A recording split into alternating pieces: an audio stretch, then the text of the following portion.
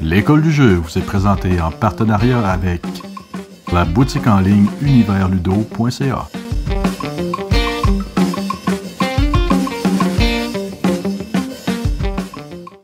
Hey, salut la gang, c'est Joe pour l'école du jeu. Je vous souhaite la bienvenue et c'est le temps du Quoi de neuf Joe où je vais résumer en quelques minutes, une dizaine de minutes peut-être un peu plus, peut-être un peu moins, on verra bien. Les jeux que j'ai joués durant mon mois, les trucs que j'ai assistés, les différents trucs qui pourraient être intéressants à propos de moi ou de la chaîne qui touchent les jeux évidemment. Donc, première chose, les jeux que j'ai joués dernièrement, j'ai joué à Dominion avec l'extension Guild puis l'extension Arrière-Pays. Donc, on m'a demandé, Joe, peux-tu montrer les boîtes? Bien sûr, je peux montrer les boîtes. Donc, Arrière-Pays. Tiens, je vais en parler tout de suite. Donc, Arrière-Pays, j'ai trouvé pas si mal. J'ai pris l'assortiment qui suggère avec Dominion de base dans le livret de règles.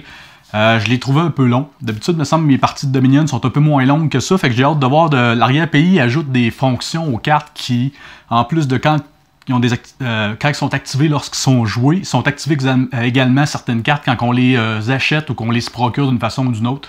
Donc, ce petit twist-là, je pensais que ça allait accélérer le jeu parce que comme on a des actions quand on prend les cartes également, je pensais que ça allait faire avancer plus rapidement le jeu. Là, dans ce cas-ci, non. C'est peut-être l'assortiment de base qui n'est pas super. Je vais peut-être essayer une autre fois avec des cartes plus random ou peut-être même les choisir moi-même. Je vais voir un peu. Deuxième que j'ai essayé, l'extension Guild, qui est celle-là ici, est vraiment laide. Mais bon, c'est Dominion. Elles sont pas toujours très belles, mais toujours le fun. Guild, j'ai bien aimé. Il y a un système de pièces. On a des petites pièces en or, là, gros comme... je peux pas dire de la monnaie. En euros, ça marchera pas. Des petites pièces dans le fond de la grosseur, peut-être 1 centimètre là, de diamètre. En vrai métal, c'est le fun. Ça nous permet de les accumuler puis de les dépenser un autre tour en plus des cartes qu'on utilise. Donc, on peut acheter des trucs qui vaut plus cher, plus vite. Cela est super le fun à jouer. Ensuite, on a joué à Orléans. Orléans, que je vous dirais de jouer si ce n'est pas déjà fait. Un excellent jeu. Un petit twist au deck building, dans le fond. Ils disent que c'est un bag building. On ajoute des jetons dans un sac qu'on va piger plus tard pour placer sur un plateau pour faire des actions différentes. Grosso modo, on va comme améliorer ces jetons-là, avoir plus une façon de les faire rouler pour pouvoir ramasser et des ressources et faire un peu de voyage sur une carte pour ramasser puis poser des comptoirs. Donc, c'est le fun. Il y a quelques petites stratégies à faire différentes. C'est bien fait comme jeu, c'est super le fun. C'est pas super long non plus, ça se joue bien. Il y a des phases qu'on peut jouer en même temps, d'autres qu'on joue chacun notre tour. Fait que c'est pas monotone comme jeu, c'est vraiment le fun. Donc Orléans dans mon top 5 facilement. Ensuite, j'ai joué à Montana. Montana commence à s'épuiser un peu. J'ai l'impression qu'il y a des stratégies qui sont vraiment très gagnantes comparativement à d'autres. Pas certain encore, je vais jouer encore une couple de fois pour être certain, mais je m'intéresse moins à Montana depuis un petit bout. Les colocs ou chez Geek en anglais, un vieux jeu. Montana, je ne l'ai pas montré, je ne l'ai pas présentement. Je vous mettrai l'image en coin. Ensuite, chez Geek, où est-il? Les colocs. Ça ici, un petit jeu, c'est bourré de hasard, c'est pas un mauvais jeu, mais c'est plus un jeu qui a une connotation rétro. C'est un jeu que j'ai joué beaucoup, il y a beaucoup d'années avec un ami. Donc, c'est comme un jeu qui revient souvent, un peu comme Citadel. C'est pas... Ben, quoi que Citadel, j'aime mieux Citadel que les colocs. Il y a moins de chance un peu, mais quand même. C'est ça pour les colocs. Love Letter, j'ai joué à Love Letter. C'est tout le temps un bon jeu. Je l'ai-tu proche? Non, il est là-bas. Love Letter, dans le fond, tout le monde connaît Love Letter. C'est un petit jeu de cartes où on a toujours 2 cartes en main. On en joue une des deux. On essaie de toffer le plus longtemps. Le dernier qui a la carte la plus haute est gagnant. Il y a une coupe de twist là-dedans. Un peu de stratégie, un peu de chance. C'est quand même très le fun. C'est toujours un jeu qui passe bien en fin de soirée. Ensuite, j'ai joué à Millennium Blade. Un jeu de cartes qui est en fait pas tant un jeu de cartes. Il nous présente ça comme si c'était un tournoi de jeux de cartes à la Magic, Yu-Gi-Oh!, Pokémon, nommez-en, il y en a plein. Mais au final, c'est un jeu assez euro. Assez euro dans le sens que on va placer, on va avoir des rounds chronométrés pour choisir des cartes qu'on va ajouter à notre deck. Puis, dans une phase de tournoi, on va venir mettre ces cartes-là, puis selon comment on les a placées dans la file, ils vont produire des points ou des effets sur des cartes qui ont été placées précédemment ou des prochaines cartes qui vont être placées, quelquefois des cartes de joueurs adverses.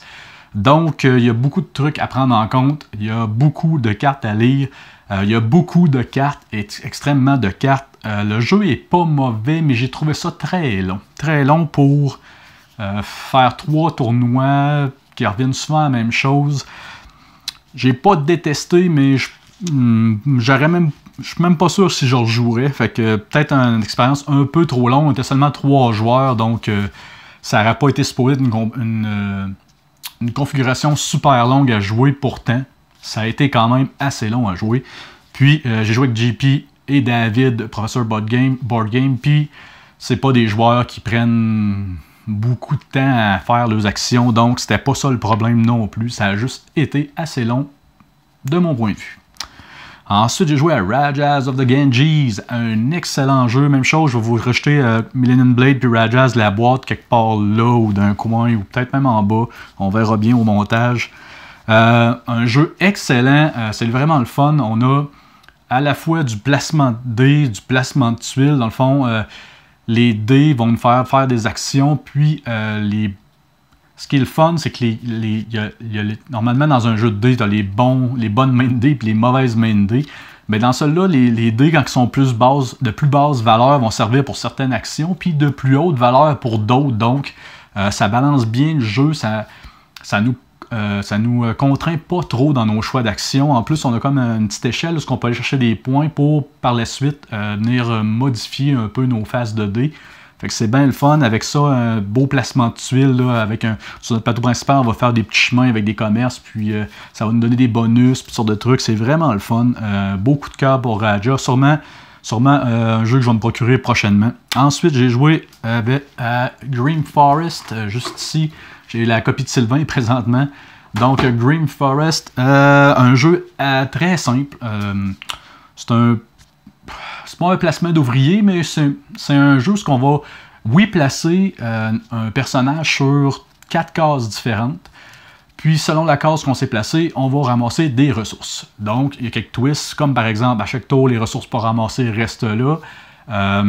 Il y a aussi des cartes alliées qui vont nous donner des pouvoirs supplémentaires pour nous donner des petites chances d'avoir plus de ressources que les autres ou les voler. Parce que ça se peut qu'on soit deux sur la même case. Dans ce moment-là, on va se partager les ressources, mais des fois, les alliés vont nous aider à en avoir plus. Ou sinon, il y a des cartes avec des méchants dessus, des vilains, comme le grand méchant loup qui va venir, lui, peut-être prendre des ressources avant tous les joueurs ou peut-être empêcher un joueur de prendre des ressources ce tour-là. C'est vraiment le fun. Le jeu il est magnifique. Les dessins, les figurines sont d'une bonne grosseur. J'en ai, sont là-bas. Il aurait fallu que je les amène. Mais bon, vous irez voir sur Google Green Forest Miniature. Vous allez voir, il y a plein de belles petites figurines pour ce jeu-là. Super plaisant. Le but, ça va être de construire des petites cabanes avec nos petits cochons. Donc, vous voyez un peu le topo. C'est quand même cool, c'est assez mignon. Ensuite, j'ai joué à Civilisation Dawn of Nation, la nouvelle version de Civilisation. En fait, je croyais que ça serait un jeu plus simple, plus rapide. Oui, mais quand même un peu long. J'ai trouvé, en tout cas, on a joué à 2, j'ai joué avec Sylvain. Je sais pas si c'est la configuration à 2 que j'ai moins aimé, mais si tu n'as pas le bon momentum pour attaquer ton adversaire, tu vas subir le reste de la partie, ça va être un peu monotone. J'ai été un peu déçu pour ça. Je m'attendais un peu à mieux, mais en tout cas, je sais pas. Si on est à 3, j'ai peur qu'il y ait un joueur qui se fasse ramasser toute la game puis qu'il y ait le même sort un peu. À 4, je pense que ce serait le meilleur setup, parce que sinon, c'est toujours quelqu'un qui va se faire tabasser un peu plus que les autres puis qui va trouver sa partie un peu plus plate que les autres.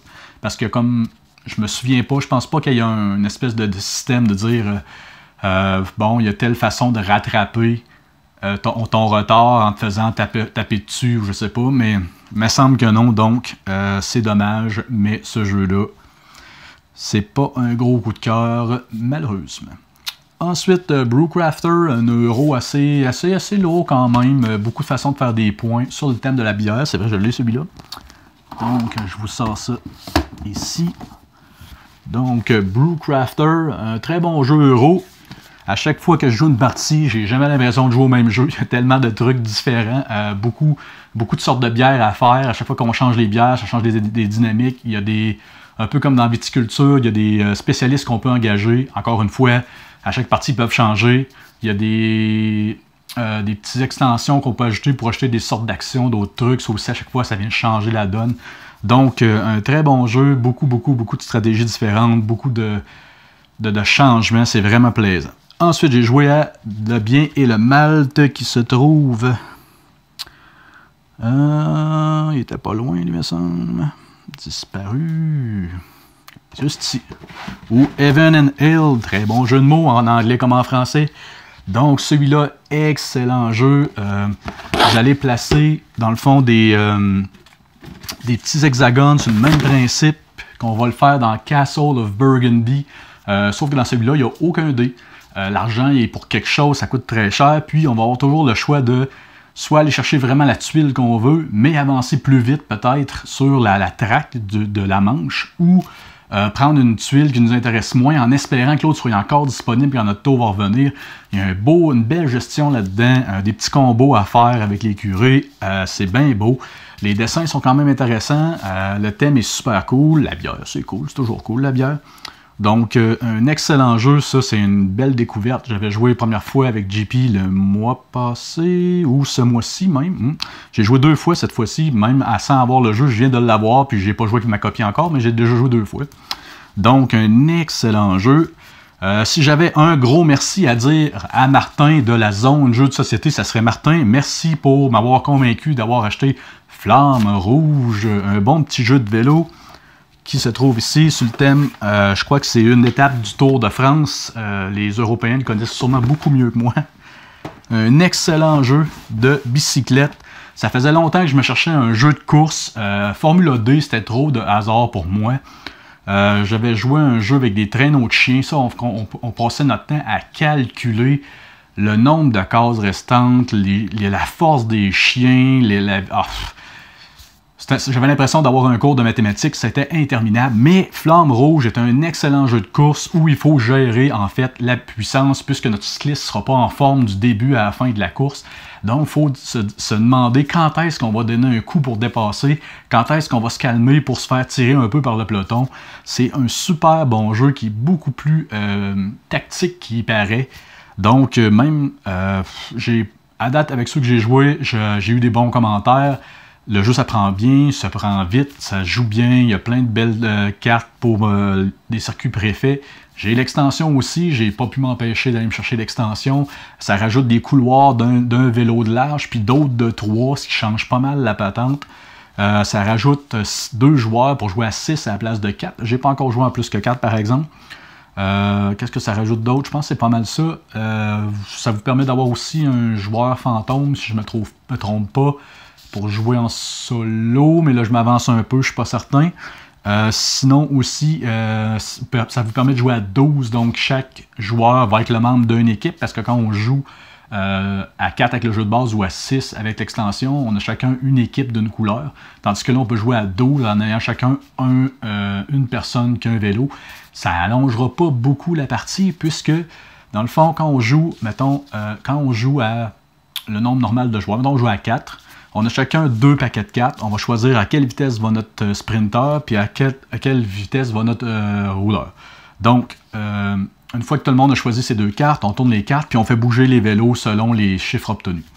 Bien, à 12, on va faire pareil. Chaque joueur va avoir un paquet, va retourner une carte, on va appliquer les vitesses, puis avancer les vélos. Dans le fond, il n'y a pas plus de vélos, il n'y a pas plus de cartes à choisir, il y a juste plus de gens qui en choisissent. Fait que ça va rallonger évitablement le jeu un peu, mais pas tant. Donc, c'est une bonne idée quand même de avoir fait une extension qui permet de jouer en équipe. En fait, depuis ce temps-là, je me dis, ben pourquoi qu'on pourrait pas essayer de jouer à 6 en équipe de 2, ça pourrait bien faire, fait que ça serait une autre variante à essayer. Ensuite, j'ai essayé le jeu Rivet War, pour la boîte non plus. Rivet War, c'est Front de l'Est. J'ai trouvé ça bien. C'est super cool. Les unités, c'est un jeu 1 contre 1. Dans le fond, les unités, c'est comme un peu les MOBA qui sont bien à la mode sur PC. Les jeux où on a comme on gère on fait partie d'une équipe puis on va comme s'affronter pour aller conquérir un point spécial un peu. comme un jeu de stratégie, ben en fait, c'est le même principe. On a des figurines, on a des points pour invoquer des nouvelles figurines qui, chacun, ont le pouvoir spécial, leurs attaques, leur distance d'attaque, leurs armures, le déplacement. Puis, d'une équipe à l'autre, on a un peu les contraires qui viennent faire que si on joue la bonne unité contre la bonne adverse, on va venir avoir un gros avantage majeur. Fait que ce côté-là, c'est super bien réussi. On a vraiment un beau côté tactique. Le côté qui me casse un peu les deux jambes aux genoux. Tiens, je viens d'inventer une expression. Vous l'aurez appris ici en primeur. C'est que ça joue avec des dés. C'est un jeu de Cool Mini or Not, donc classique, beaucoup de dés. Ben, ils font pas juste des jeux de dés, mais c'est une boîte format zombicide avec le même principe, là, le paquet de dés puis tout le kit. Je vais arriver avec mes 3 unités qui ont chacun un dé d'attaque sur une unité. Je vais lancer 3 dés, je vais avoir aucune touche. Après ça, ça va être au tour de l'autre joueur. Il va avoir une unité qui a un dé d'attaque contre les miennes. Il va le tirer. Ah, ils viennent de m'en détruire une. Vous me direz que c'est ça les jeux de dés comme ça, mais n'empêche que te faire décimer un petit bataillon de 2-3 figurines contre une sur des tours subséquents parce que tu as tiré des mauvais dés, je trouve ça regrettable parce que malgré toute la stratégie que tu peux mettre, ben tu perds quand même, puis c'est plate. C'est plate. Ensuite, j'ai joué à Custom Heroes. Custom Heroes, où es-tu? Oh, je ne l'ai pas présenté avec moi. Même chose, je vais vous mettre une vignette. Custom Heroes, un très bon jeu de cartes. Dans le fond, on va avoir des cartes de 1 à 10 qu'on va distribuer au début de la partie. On va faire une manche, puis on va avoir des cartes qui vont venir les modifier. Donc, on va pouvoir ajouter des nombres à... Des nombres, mettons, on a une carte de 7, elle va pouvoir devenir un 10, en rajouter un plus 3. On va avoir des cartes qui vont faire des effets, comme elle va copier l'autre carte pour pouvoir la jouer comme un double. Puis le but du jeu, dans le fond, c'est de jouer égal ou supérieur au joueur précédent. Donc le jeu est super simple, mais après une coupe de tours, ça vient complètement fou. On va jouer des cartes qui ont une valeur folle qui se peut pas, même si ça va jusqu'à 10, tu peux jouer un 17. Tu peux jouer un quintuple d'un chiffre, même s'il y a supposément, par exemple, 4 cartes d'un nombre. Donc, ça vient assez fou vite. Fait que ça, c'est toujours un plaisir de jouer à ce jeu-là. C'est pas un jeu compliqué, c'est un jeu assez simple, il y a un peu de hasard, mais des fois, même avec une mauvaise main, si tu joues quelques upgrades, quelques cartes, quelques améliorations, tu vas venir prendre le dessus puis gagner finalement. Donc, il y a toujours un peu de surprise dans le jeu-là, c'est vraiment plaisant. Fait que ça, c'était pour mes jeux que j'ai joués pendant le mois. Je prends quelques secondes pour vous dire que des nouvelles. Il s'en vient des nouveaux jeux, évidemment. Ce mois-ci, je vais avoir le jeu Istanbul que j'ai déjà tourné. Il est presque fini de monter, donc on va l'avoir bientôt pour les règles, avec mon avis, évidemment, comme d'habitude. Je sais pas encore, j'ai pas trop choisi mon deuxième, on verra. Aussi, j'en profite pour vous dire que j'ai acheté une table pliante, donc je vais arrêter de me coucher par terre pour faire mes règles avec ma nappe, je vais la mettre sur une table. Fait que je vais être bien plus à l'aise, ça va aller beaucoup mieux. Ça va peut-être paraître un peu mieux aussi, je vais être mieux placé avec ma caméra un peu plus haute, ça va être mieux un peu que quand j'étais par terre, donc bien hâte de vous faire une vidéo avec ma nouvelle table. Sinon, j'attends avec impatience le mois de mai. Oui, c'est mon anniversaire aussi au mois de mai, mais c'est aussi le JLDQ, les Journées ludiques du Québec. Donc, un petit rassemblement de gens bien plaisant dans le coin de Loretteville. Loretteville ou Saint-Émile? Loretteville, oui, Loretteville. Donc, si j'ai jamais été, je vous invite à y aller. C'est toujours super plaisant. Allez sur le site web, cherchez sur Google les Journées ludiques de Québec. Du Québec de Québec, je suis sûr. En tout cas, cherchez un ou l'autre. Google est très brillant pour trouver les trucs qu'on aime. Donc, cherchez ça. Je vous invite à venir voir. Cette année, je vais être là avec Sylvain et JP. On va être là toutes les trois. Ça va être la première année qu'on va être les trois. Puis, on va passer un bon moment avec vous, sûrement. Donc, je vous invite à venir. Sinon, c'est tout pour ce mois-ci. Je vous remercie beaucoup de m'avoir écouté, comme d'habitude. J'espère que ça vous a diverti un maximum, que ça vous a donné l'idée pour des nouveaux jeux. Donc, c'était Jonathan pour l'École du jeu et je vous dis merci et à la prochaine.